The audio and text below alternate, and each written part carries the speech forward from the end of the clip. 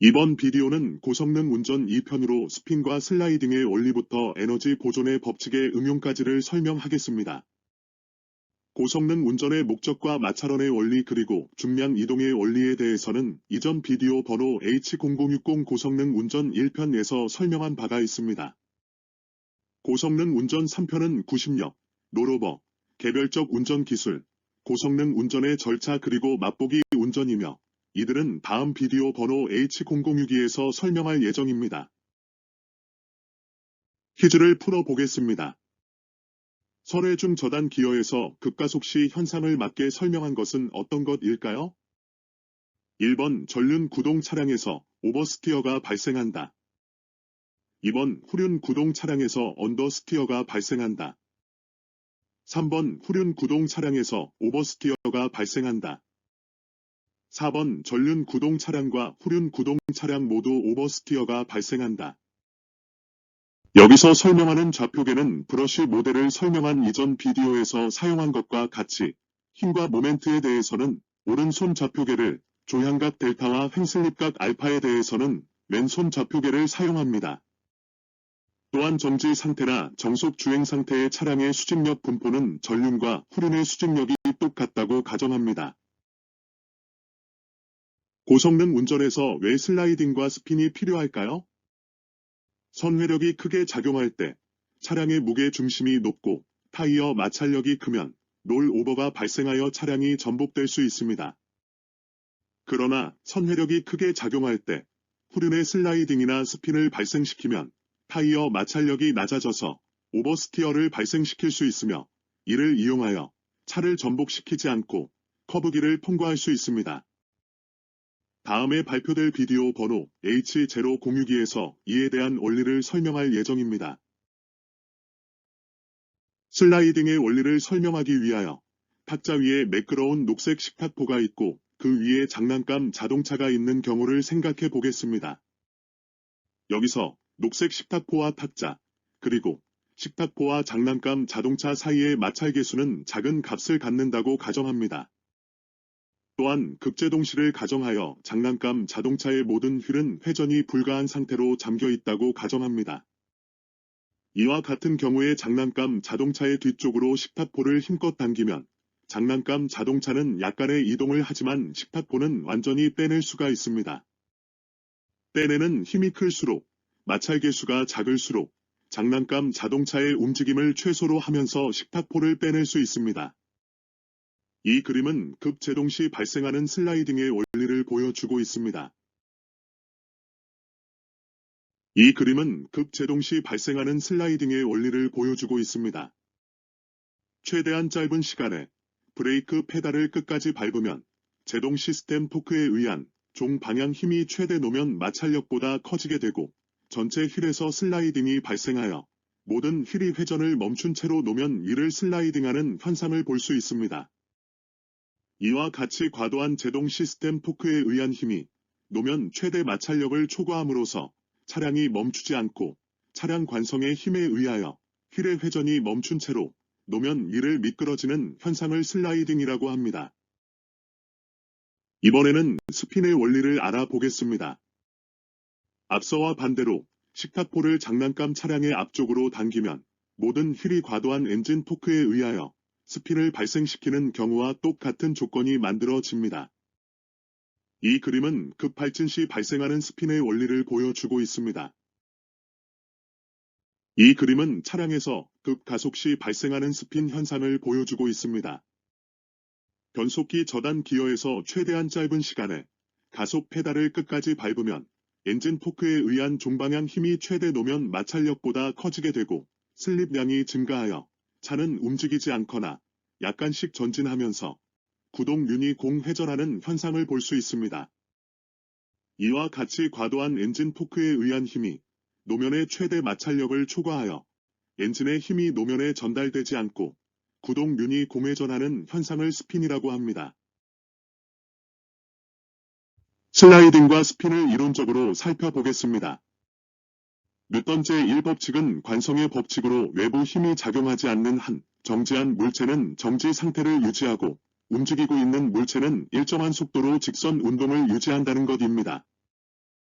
따라서 멈춰 있거나 가속이나 감속을 하기 위해서는 외부에서 가해지는 힘이 필요합니다. 물체를 급하게 움직이려면 큰 힘이 필요하고 천천히 움직이려면 힘이 작아도 됩니다. 고성능 운전을 시작하기 위해서는 필요한 차량의 운동량을 확보해야 합니다. 운동량에는 선형 운동량과 각 운동량이 있습니다. 선형 운동량은 물체가 회전이 없이 직선을 따라 일정 속도로 이동할 때의 운동량이고, 각 운동량은 물체가 회전할 때의 운동량입니다. 먼저 선형 운동량을 살펴보겠습니다. 선형 운동량 P는 질량의 속도를 곱한 값이며 100파량이고 일식으로 나타낼 수 있습니다. 에너지 보존의 법칙과 같이 운동량도 보존의 법칙이 성립합니다. 니우턴 제2법칙은 가속도의 법칙으로 알려져 있습니다. 풀어서 해석하면 물체에 작용하는 외부 힘은 단위 시간당 운동량의 변화율과 같다는 것입니다. 이 식에서 알아야 할 것은 속도가 초속도 VI에서 종속도 VF로 변할 때 걸리는 시간이 델타 T라는 것입니다. 즉 초속도와 종속도가 일정할 때 변화에 걸리는 시간 델타 T가 작아질수록 가속도가 증가하고 힘이 커집니다. 델타 T가 제로에 접근하면 필요한 힘 F는 무한대가 됩니다. 실제로 차량 운전 조건에서는 타이어에 걸리는 힘이 무한대가 될 수가 없기 때문에 구동륜이나 제동륜의 슬라이딩 혹은 스핀이 발생하게 됩니다. 이에 대한 자세한 내용을 계속 살펴보겠습니다.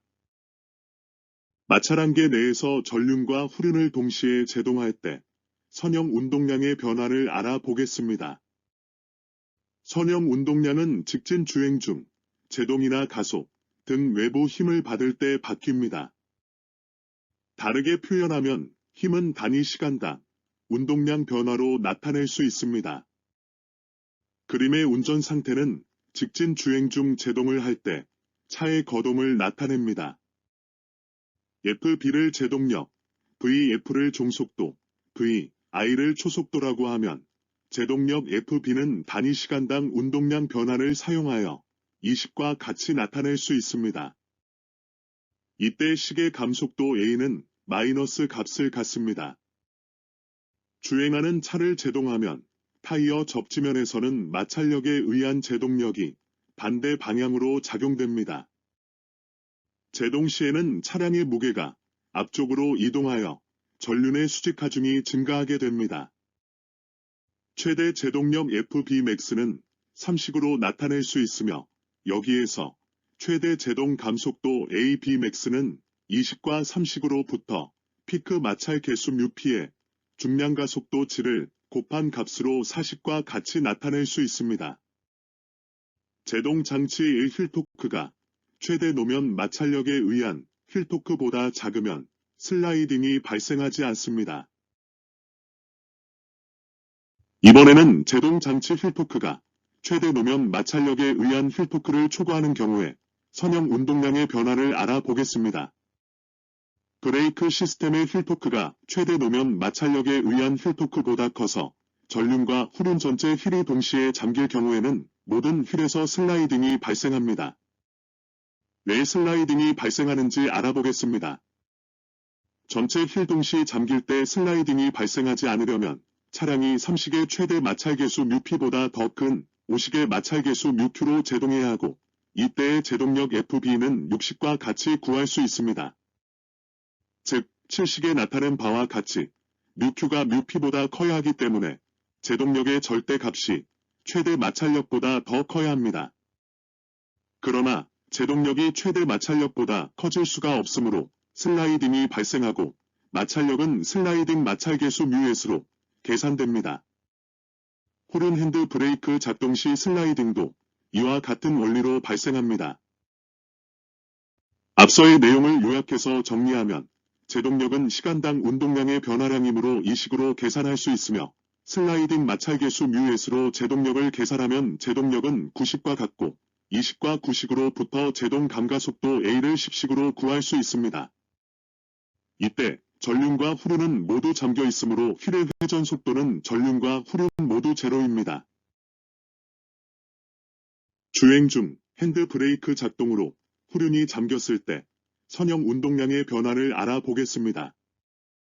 앞서와 마찬가지로 제동력 FB는 시간에 대한 운동량의 미분 값으로 20과 같이 구할 수 있습니다. 여기서 가속도 A는 제동이므로 마이너스 값을 갖습니다. 한편 이 값은 후륜 슬라이딩 마찰계수 μs와 후륜 수직 하줌을 곱한 11식의 제동 마찰력 FB와 같아야 합니다. 20과 11식으로부터 12식을 얻을 수 있습니다. 핸드 브레이크가 풀 스트로크로 작동되면 차량의 무게가 앞쪽으로 이동하여 전륜의 수직 하중이 증가하고 후륜의 수직 하중은 감소하였으므로 전륜 마찰원은 증가하여 조향이나 제동 등 차량 조작이 가능하나 후륜 마찰원은 상대적으로 작아져서 최대 제동력에 쉽게 도달하기 때문에 작은 횡력에도 쉽게 바깥쪽으로 밀리게 됩니다. 따라서 후륜이 쉽게 잠기게 되며 조향이를 조작하여 의도적으로 요잉 운동을 발생시키면 샤프 코너링과 180도 제이펀을 할 수 있습니다. 전륜 구동 차량이 마찰한계 내에서 가속을 할 때 선형 운동량 변화를 알아보겠습니다. 그림의 운전 상태는 직진 주행 중 가속을 할 때 차의 거동을 나타냅니다. FT를 가속력, VF를 종속도, VI를 초속도라고 하면 가속력 FT는 단위 시간당 운동량 변화를 사용하여 13식과 같이 나타낼 수 있습니다. 이때 식의 가속도 A는 가속이므로 플러스 값을 갖습니다. 주행하는 차를 가속하면 타이어 접지면에서는 마찰력에 의한 가속력이 차량의 진행 방향으로 작용됩니다. 가속 시에는 차량의 무게가 뒤쪽으로 이동하여 후륜의 수직 하중이 증가하게 됩니다. 최대 제동력 FT max는 14식으로 나타낼 수 있으며 여기에서 13식과 14식으로부터 최대 가속도 AB max는 15식으로 나타낼 수 있습니다. 엔진에서 공급되는 휠토크가 최대 노면 마찰력에 의한 휠토크보다 같거나 작으면 휠스핀이 발생하지 않습니다. 이번에는 전륜 구동 차량에서 엔진 휠토크가 최대 노면 마찰력에 의한 휠토크를 초과하는 경우에 선형 운동량의 변화를 알아보겠습니다. 엔진 휠토크가 최대 노면 마찰력에 의한 휠토크보다 크면 가속 시 전륜에서 스핀이 발생합니다. 왜 스핀이 발생하는지 알아보겠습니다. 엔진의 휠토크가 최대 노면 마찰력에 의한 휠토크보다 클 때 스핀이 발생하지 않으려면 차량이 14식의 최대 마찰계수 μp보다 더 큰 16식의 마찰계수 μq로 가속해야 하고 이때의 가속력 FT는 17식과 같이 구할 수 있습니다. 이 결과로 보면 7식에 나타낸 바와 같이 μq가 μp보다 크기 때문에 18식에 나타난 바와 같이 가속력이 최대 마찰력보다 더 커야 합니다. 그러나 가속력이 최대 마찰력보다 커질 수가 없으므로 스핀이 발생하고 마찰력은 19식에 나타낸 바와 같이 스핀 마찰계수 μs로 계산됩니다. 후륜 핸드 브레이크 작동 시 슬라이딩도 이와 같은 원리로 발생합니다. 후륜 구동 차량이 마찰한계 내에서 가속을 할 때 선형 운동량 변화를 알아보겠습니다. 그림의 운전 상태는 직진 주행 중 가속을 할 때 차의 거동을 나타냅니다. FT를 가속력, VF를 종속도, VI를 초속도라고 하면 가속력 FT는 단위 시간당 운동량 변화를 사용하여 20과 같이 나타낼 수 있습니다. 이때 식의 가속도 A는 플러스 값을 갖습니다. 주행하는 차를 가속하면 타이어 접지면에서는 마찰력에 의한 가속력이 차량의 진행 방향으로 작용됩니다. 가속 시에는 차량의 무게가 뒤쪽으로 이동하여 후륜의 수직 하중이 증가하게 됩니다. 최대 제동력 FT max는 20식으로 나타낼 수 있으며 여기에서 20과 20식으로부터 최대 가속도 AT max는 21식으로 나타낼 수 있습니다. 엔진에서 공급되는 휠토크가 최대 노면 마찰력에 의한 휠토크보다 같거나 작으면 휠스핀이 발생하지 않습니다. 이번에는 후륜 구동 차량에서 엔진 휠토크가 최대 노면 마찰력에 의한 휠토크를 초과하는 경우에 선형 운동량의 변화를 알아보겠습니다. 엔진 휠토크가 최대 노면 마찰력에 의한 휠토크보다 크면 가속 시 후륜에서 스핀이 발생합니다. 왜 스핀이 발생하는지 알아보겠습니다. 엔진의 휠토크가 최대 노면 마찰력에 의한 휠토크보다 클 때 스핀이 발생하지 않으려면 차량이 20식의 최대 마찰계수 뮤P보다 더 큰 22식의 마찰계수 뮤Q로 가속해야 하고 이때의 가속력 FT는 23식과 같이 구할 수 있습니다. 즉, 7식에 나타낸 바와 같이 뮤Q가 뮤P보다 커야 하기 때문에 18식에 나타난 바와 같이 가속력이 최대 마찰력보다 더 커야 합니다. 그러나 가속력이 최대 마찰력보다 커질 수가 없으므로 스핀이 발생하고 마찰력은 24식에 나타낸 바와 같이 스핀 마찰계수 μs로 계산됩니다. 팽이와 같이 회전하는 물체는 계속 회전을 하려는 성질이 있습니다. 팽이가 아니더라도 회전하는 모든 물체는 외부 힘이 작용하지 않는 한 계속 회전하려고 합니다. 이를 회전 관성이라고 하며 제2로 표시하고 질량 관성 모멘트 혹은 질량 2차 모멘트라고도 부릅니다. 회전 관성은 질량이 같아도 회전축과 질량 분포가 같지 않으면 달라집니다. 그러나 또 다른 측면에서 보면 질량이 다르고 질량 분포가 다르다고 회전 관성이 반드시 다른 것은 아니고 회전 관성이 같은 값을 갖는 경우도 있습니다. 요약하면 회전축과 질량과 무게 분포가 같으면 회전 관성은 동일합니다. 질량과 무게 분포가 달라도 회전 관성은 경우에 따라 같은 값을 가질 수 있습니다. 물체에 대한 회전축이 정해지면 정지에 있든 회전을 하든 회전 관성은 같은 값을 갖습니다. 각 운동량도 선형 운동량과 유사하게 정의할 수 있으며 선형 운동량과 같이 운동량 보존의 법칙이 적용되는 물리량입니다.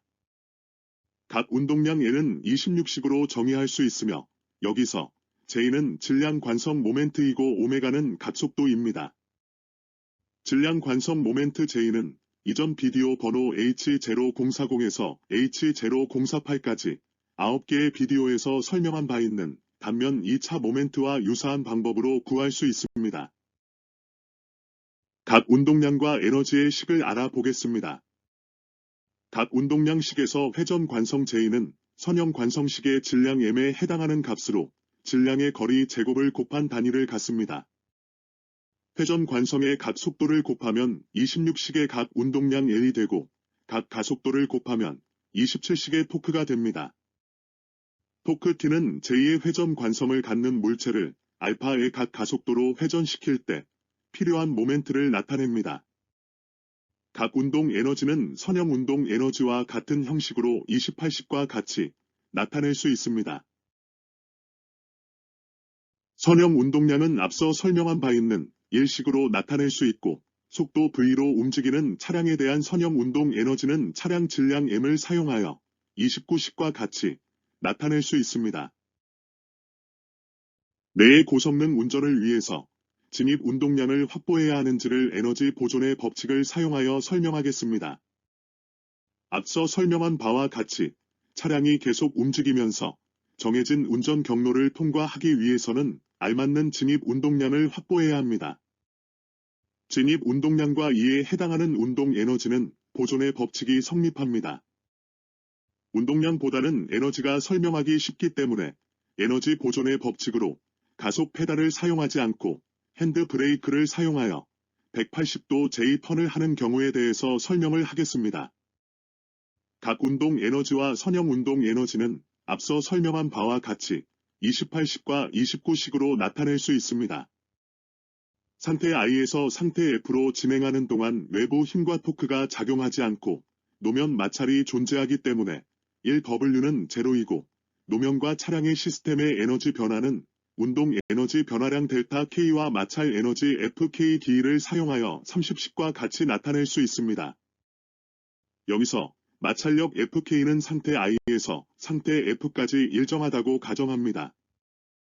또한 차량은 강체라고 가정을 합니다. 운동 에너지의 변화량 델타 K는 32식과 같이 나타낼 수 있습니다. 32식을 앞서 구한 30식에 대입하면 차량이 180도 회전을 하면서 거리 D만큼 이동했을 때 발생한 에너지의 변화는 운동 에너지와 마찰 에너지를 더한 값과 같으므로 33식과 같이 나타낼 수 있습니다. 여기서 VF는 종속도, VI는 초속도, 오메가 F는 말기 각속도, 오메가 I는 초기 각속도입니다. 33식을 정리하면 34식이 되는데 34식이 의미하는 것은 차량이 마찰 에너지 EF를 이기고 180도를 회전해서 종속도 VF와 말기 각속도 오메가 F에 도달하려면 초기 진입 속도 VI와 초기 진입 각속도 오메가 I를 확보해야 한다는 것입니다. 힐 베이스와 회전 관성의 관계를 알아보겠습니다. 회전 관성은 거리의 제곱에 비례하기 때문에 힐 베이스가 커지면 회전 관성도 증가합니다. 회전 토크는 질량 관성 모멘트의 각 가속도를 곱한 값이므로 35식으로 나타낼 수 있고 델타 T에 대해서 35식을 정리하면 36식을 얻을 수 있습니다. 이 식에 나타낸 바와 같이 회전 토크가 같을 때 질량 관성 모멘트가 커지면 힐 베이스가 긴 차량은 짧은 차량 대비 각 속도가 변화하는 시간이 오래 걸립니다. 따라서 힐 베이스가 길면 오버스티어가 천천히 진행되고 힐 베이스가 짧으면 오버스티어가 빨리 진행됩니다. 따라서 힐 베이스가 긴 차량으로 고성능 운전을 하면 차량의 거동이 천천히 진행되기 때문에 차량의 움직임을 느끼면서 운전할 수 있습니다. 구동륜에서 스핀을 발생시켰을 때 스핀의 영향을 후륜 구동차에 대해서 알아보겠습니다. 스핀은 큰 엔진 토크로 구동륜을 회전시킬 때 발생합니다. 앞서의 내용을 차량으로 설명을 하면 후륜 구동 차량이 속도 V로 정속 자유주행을 하다가 토크를 충분히 낼 수 있는 저단 기어, 예를 들어 2단 기어로 가속 페달을 끝까지 밟으면 구동륜에 전달되는 엔진 토크가 순간적으로 커져서 후륜에서 스핀이 발생하고 차량 가속이 안 되며 휠이 헛도는 현상이 발생합니다. 이때 후륜은 이미 사용 가능한 모든 마찰력을 사용하고 있으므로 작은 횡력에도 후륜이 바깥쪽으로 밀리게 됩니다. 반면에 전륜에는 힘이 작용하고 있지 않기 때문에 차량의 속도는 전륜의 회전 속도에 비례하고 조향이나 제동 등의 마찰력을 사용할 수 있습니다. 우선 회중 후륜 스핀의 영향을 알아보겠습니다. 앞에서 살펴본 바와 같이 후륜 구동차가 우선 회중, 큰 토크를 낼 수 있는 저단 급가속을 하면 후륜에서 스핀이 발생하여 전륜의 회전 속도 대비 후륜의 회전 속도가 훨씬 커지게 됩니다. 스핀이 발생하면 마찰 계수가 낮아지고 따라서 후륜은 구심력을 감당하지 못하고 바깥 방향으로 밀려나게 되며 이 결과로 차량의 오버스티어가 발생하여 요잉 운동을 하게 됩니다. 전륜 구동차의 경우에는 스핀을 이용한 오버스티어가 불가능합니다. 이번에는 주행 중 핸드 브레이크를 작동하여 후륜에서 슬라이딩을 발생시켰을 때 차량의 거동을 알아보겠습니다. 슬라이딩은 차량의 브레이크 시스템에서 발생하는 큰 제동 토크로 제동륜을 잠글 때 발생합니다. 앞서의 내용을 차량으로 설명을 하면 차량이 속도 V로 정속 자유주행을 하다가 후륜에만 연결되어 있는 핸드 브레이크로 급제동을 하게 되면 차량의 후륜이 잠기면서 슬라이딩이 발생하여 휠이 노면 위로 미끄러지는 현상이 발생합니다. 이때는 후륜의 마찰력이 떨어져 있으므로 작은 횡력에도 후륜이 바깥쪽으로 밀리게 됩니다. 우선 회중 후륜 슬라이딩의 영향을 알아보겠습니다. 앞서 살펴본 바와 같이 우회전 중 후륜과 연결된 핸드 브레이크를 강하게 당기면 후륜에서 슬라이딩이 발생하여 전륜은 마찰력을 받지 않고 회전하는 반면 후륜은 회전이 멈춘 상태로 좌측으로 미끄러집니다. 슬라이딩이 발생하면 마찰 계수가 낮아지고 따라서 후륜은 구심력을 감당하지 못하여 바깥 방향으로 밀려나게 됩니다. 이 결과로 차량의 오버스티어가 발생하여 요잉 운동을 하게 됩니다. 핸드 브레이크를 사용하는 오버스티어는 전륜 구동과 후륜 구동 모두 가능한 운전 기술이지만 후륜 구동에서는 후륜의 스핀을 이용하면 브레이크를 사용하지 않아도 오버스티어를 발생시킬 수 있기 때문에 굳이 핸드 브레이크를 사용할 필요가 없습니다. 오버스티어를 발생시켜서 코너링을 하는 경우에 후륜 구동과 전륜 구동을 비교해 보겠습니다. 후륜 구동은 핸드 브레이크를 사용하지 않아도 후륜에 큰 엔진 토크를 작용시키면 후륜 스핀을 이용한 오버스티어를 발생시켜서 코너링을 할 수 있으므로 차속을 크게 줄이지 않고 코너링을 할 수 있으나 전륜 구동에서는 핸드 브레이크로 후륜 슬라이딩을 이용한 오버스티어를 발생시켜서 코너링을 해야 하므로 코너링 동안의 후륜 구동 대비 차속이 줄어들게 됩니다. 이 같은 후륜 구동의 특성을 이용할 수 있기 때문에 고성능 운전자들은 후륜 구동을 선호합니다. 후륜 구동의 또 하나의 장점은 같은 엔진 토크에서 전륜 구동 대비 최대 가속력이 더 크다는 것입니다. 여기 그림은 전륜 구동차의 마찰원을 설명하고 있습니다. 전륜 혹은 후륜에서 정속 상태의 마찰원은 녹색원으로 나타낼 수 있습니다. 가속이 되면 전륜의 수직 하중이 감소하고 후륜의 수직 하중이 증가하여 슬립에 따른 마찰력은 여기 그림과 같이 달라집니다. 전륜을 살펴보면 가속 페달을 중간 정도로 밟으면 파란 원 H로 마찰원이 작아지면서 운전 상태는 H점이 됩니다. 엔진 토크를 증가시켜서 전륜에서 스핀이 발생하기 직전까지 가속을 하면 전륜의 중량 감소가 더 커지고 마찰원도 줄어들어서 빨간 원 D가 되며 이때 운전 상태는 D점으로 마찰원의 원주상에 위치합니다. 엔진 토크를 더 크게 증가시켜서 전륜에서 스핀이 발생하게 가속을 하면 전륜에서 중량 감소가 발생하지 않은 채로 마찰원이 작아지고 마찰원은 감소해서 보라색 원 J가 되며 운전 상태는 J점이 됩니다. 마찰원 J의 크기는 슬립의 크기에 따라 달라집니다. 이번에는 전륜 구동 가속 시 후륜 마찰원을 알아보겠습니다. 전륜 구동 차량이 가속 시 후륜에서는 엔진 토크가 작용하지 않기 때문에 차량이 가속 중일 때 운전 상태는 항상 5점이고 마찰원은 가속도가 커지면 후륜으로 중량이 이동되기 때문에 점점 커지며 전륜 스핀이 발생하지 않는 한 계속 커져서 녹색원보다 큰 녹색 대시 선으로 나타낸 마찰원을 갖습니다. 전륜의 슬립이 커져서 스핀이 커지면 가속력이 감소하므로 후륜의 중량이 슬립의 크기에 따라 다시 감소합니다. 여기서 중요한 내용은 큰 엔진 토크에 의한 전륜 구동력이 타이어 마찰 한계를 초과하면 전륜 스핀이 발생하고 더 이상의 가속과 조향이 불가능하지만 후륜은 오른쪽의 그림에서와 같이 여전히 사용 가능한 마찰원을 가지고 있다는 것입니다. 다음으로 후륜 구동 차량의 후륜 마찰원을 알아보겠습니다. 가속이 되면 전륜의 수직 하중이 감소하고 후륜의 수직 하중이 증가하여 슬립에 따른 마찰력은 여기 그림과 같이 달라집니다. 후륜을 살펴보면 가속 페달을 중간 정도로 밟으면 파란 원 H로 마찰원이 커지면서 운전 상태는 H점이 됩니다. 엔진 토크를 증가시켜서 후륜에서 스핀이 발생하기 직전까지 가속을 하면 후륜의 중량 증가가 더 커지고 마찰원도 더 커져서 빨간 원 D가 되며 이때 운전 상태는 최대 마찰력을 모두 사용하는 D점으로 마찰원의 원주상에 위치합니다. 이 상태에서는 여유 마찰력이 제로입니다.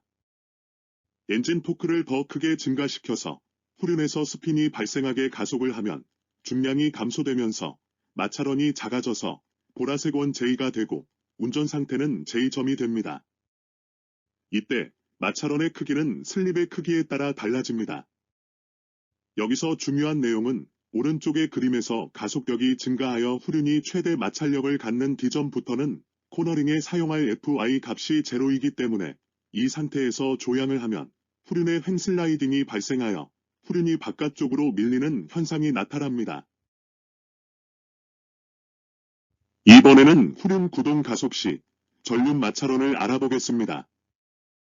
후륜 구동 차량 가속 시 전륜에서는 엔진 토크가 작용하지 않기 때문에 차량이 가속 중일 때 운전 상태는 항상 5점이고 마찰원은 가속도가 커지면 후륜으로 중량이 이동되기 때문에 점점 작아지며 후륜 스핀이 발생하지 않는 한 계속 작아져서 녹색원보다 작은 녹색 대시로 나타낸 마찰원을 갖습니다. 후륜의 슬립이 커져서 스핀이 커지면 가속력이 감소하므로 전륜의 중량이 슬립의 크기에 따라 증가합니다. 여기서 중요한 내용은 큰 엔진 토크에 의한 후륜 구동력이 타이어 마찰 한계를 초과하면 후륜 스핀이 발생하고 더 이상의 가속이 불가능하지만 전륜은 오른쪽의 그림에서와 같이 여전히 사용 가능한 마찰원을 가지고 있다는 것입니다. 다음으로 후륜 핸드 브레이크 제동 시 마찰원을 알아보겠습니다. 여기 그림은 정속 상태에서 전륜과 후륜의 수직 하중이 같은 차량이 핸드 브레이크를 사용하여 직진 제동할 때를 설명하고 있습니다. 녹색 마찰원은 마찰력이 작용하지 않는 정속 마찰원을 나타냅니다.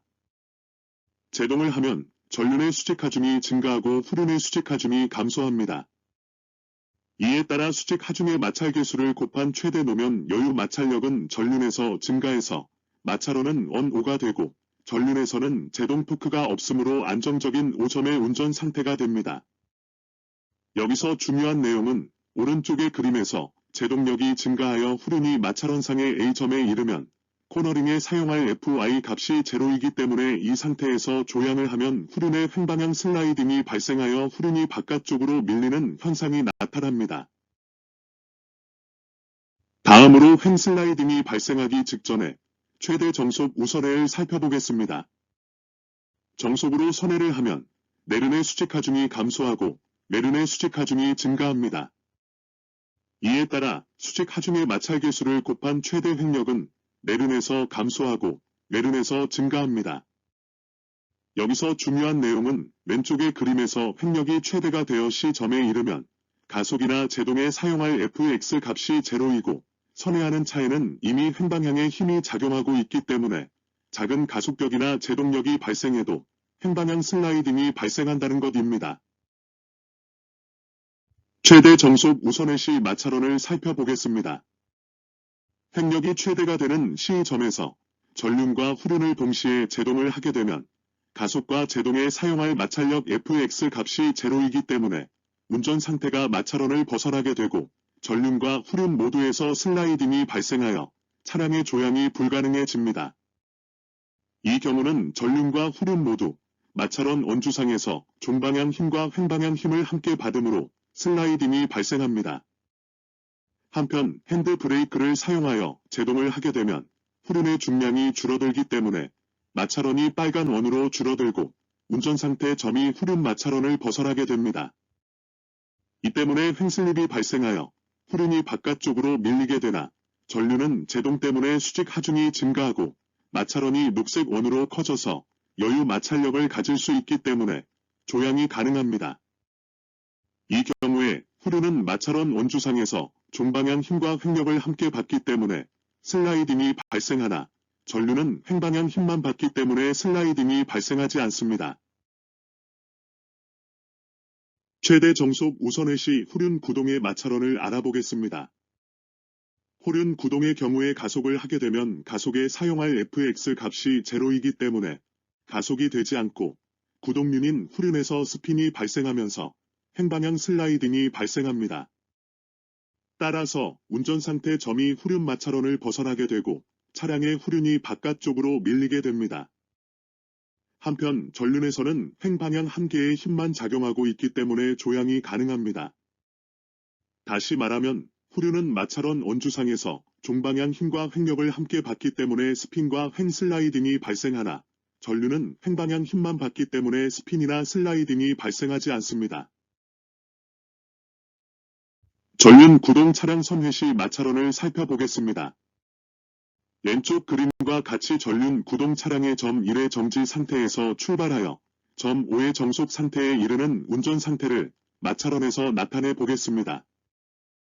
전륜은 구동륜이므로 출발점 1에서 정속점 5 이르기까지 가속력과 횡력이 함께 존재합니다. 그러나 후륜은 엔진 포크가 작용하는 구동륜이 아니므로 가속력이 없이 속도 증가에 따른 횡력만 점차로 증가합니다. 그림에서 가속도는 출발점 1에서 가장 크고 횡력은 계속 가속을 하였으므로 정속으로 진입하는 점 5에서 가장 큽니다.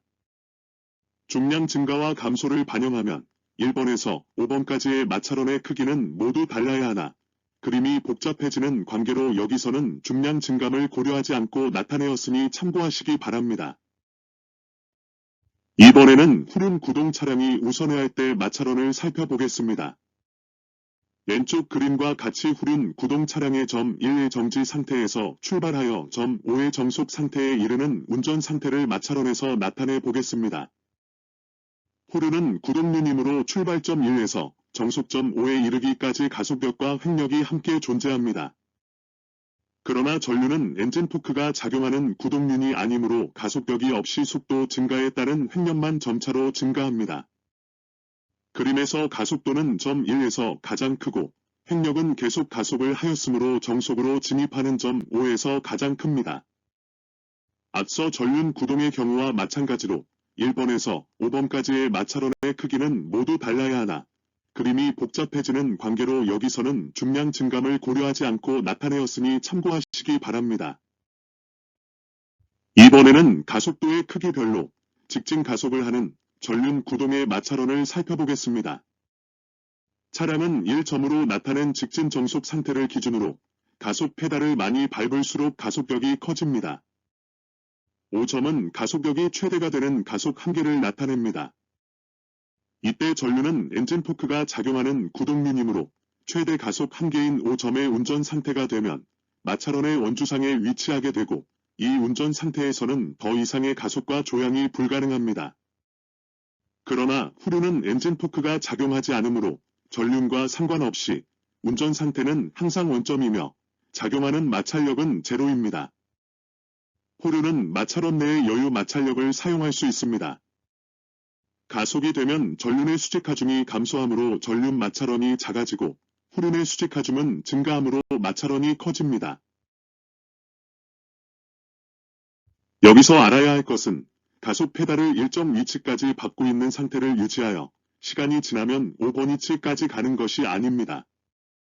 마찰원의 점 1에서 점 5까지의 운전 상태는 가속 페달의 위치와 직접적으로 연결됩니다. 예를 들어 변속기가 2단 기어로 구동된다고 하면 1번 위치는 주행 저항을 이기고 정속 주행에 필요한 가속 페달 위치이고 5번은 최대 가속에 필요한 페달 위치입니다. 따라서 정속 중 5번 위치로 가속 페달을 밟으면 가속력은 바로 5점 상태에 도달합니다. 전륜 구동 차량의 가속에서 전륜이 마찰원의 5번 위치에 있고 후륜이 마찰원의 원점에 있다는 것이 어떤 의미가 있는지를 알아보겠습니다. 그림에서 하얀 바탕의 숫자는 운전 상태를 나타내고 색깔 바탕의 숫자는 해당 마찰원을 나타냅니다. 전륜의 운전 상태가 점 5에 이르면 마찰원의 원주상에 존재하므로 모든 사용 가능한 마찰력이 가속으로 소진되어 추가로 사용할 여유 마찰력이 없다는 의미입니다.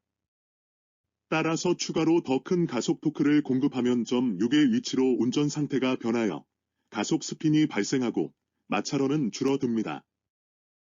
5점 상태에서 조향을 하면 횡슬라이딩이 발생하여 마찰원을 벗어나 7점이나 8점의 위치로 운전 상태가 변해야 하나 마찰원을 벗어나는 것은 불가능하므로 가속 스핀과 횡슬라이딩이 동시에 발생하게 되며 전륜이 조향 불능 상태가 됩니다. 반면에 후륜의 운전 상태는 힘을 전혀 받지 않는 원점에 위치하므로 제동이 가능합니다.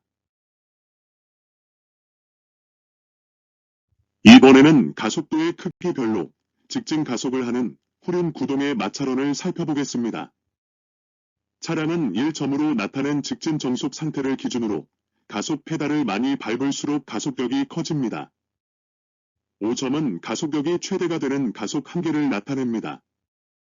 이때 후륜은 엔진 포크가 작용하는 구동륜이므로 최대 가속 한계인 5점의 운전 상태가 되면 마찰원의 원주상에 위치하게 되고 이 운전 상태에서는 더 이상의 가속이 불가능합니다.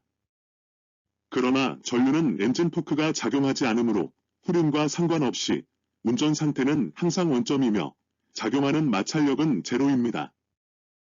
전륜은 마찰원 내의 여유 마찰력을 조향해 사용할 수 있습니다.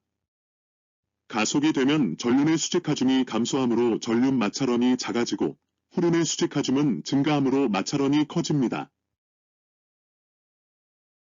후륜 구동도 전륜 구동과 마찬가지로 가속 페달을 일정 위치까지 밟고 있는 상태를 유지하여 시간이 지나면 5번 위치까지 가는 것이 아닙니다. 마찰원의 1점에서 5점까지의 운전 상태는 가속 페달의 위치와 직접적으로 연결됩니다. 예를 들어 변속기가 2단 기어로 구동된다고 하면 1번 위치는 주행 저항을 이기고 정속 주행에 필요한 가속 페달 위치이고 5번은 최대 가속에 필요한 페달 위치입니다. 따라서 정속 중 5번 위치로 가속 페달을 밟으면 가속벽은 바로 5번 상태에 도달합니다. 호륜 구동 가속에서 후륜이 마찰원의 5번 위치에 있고 전륜이 마찰원의 원점에 있다는 것이 어떤 의미가 있는지를 알아보겠습니다. 그림에서 하얀 바탕의 숫자는 운전 상태를 나타내고 색깔 바탕의 숫자는 해당 운전 상태의 마찰원을 나타냅니다. 후륜의 운전 상태가 5점에 이르면 모든 사용 가능한 마찰력이 가속으로 소진되어 추가로 사용할 여유 마찰력이 없다는 의미입니다.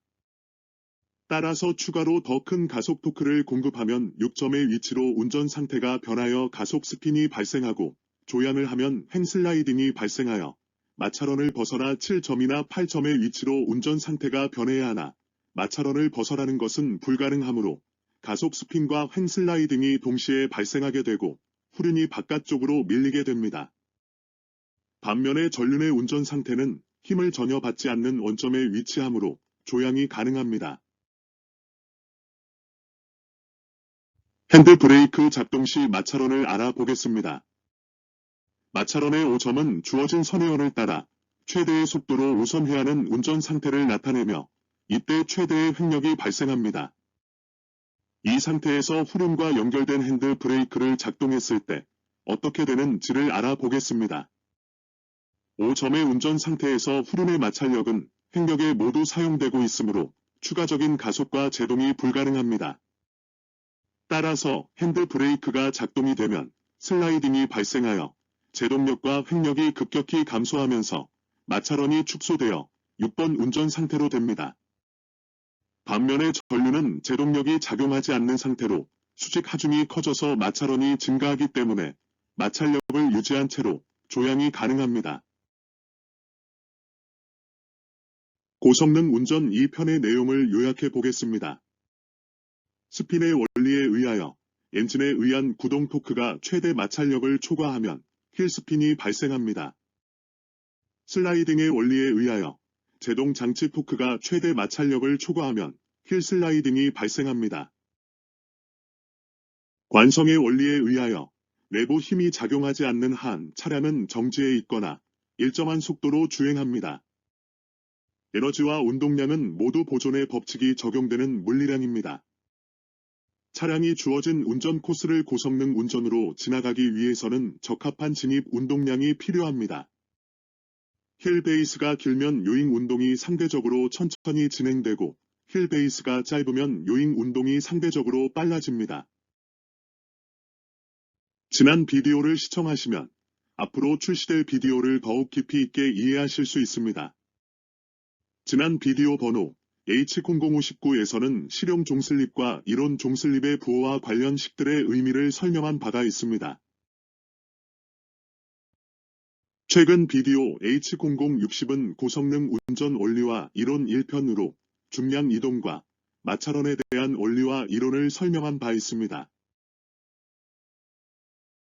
다음 비디오는 고성능 운전 3편으로 90력의 원리, 카운터 스티어, 롤오버, 클러치와 트랜스미션 조작에 대하여 설명할 예정입니다. 엄지척을 눌러주시고 무료 구독을 하시면 새롭게 출시되는 비디오를 가장 빨리 보실 수가 있습니다. 여러분 다음에 다시 만나요. 안녕히 계세요.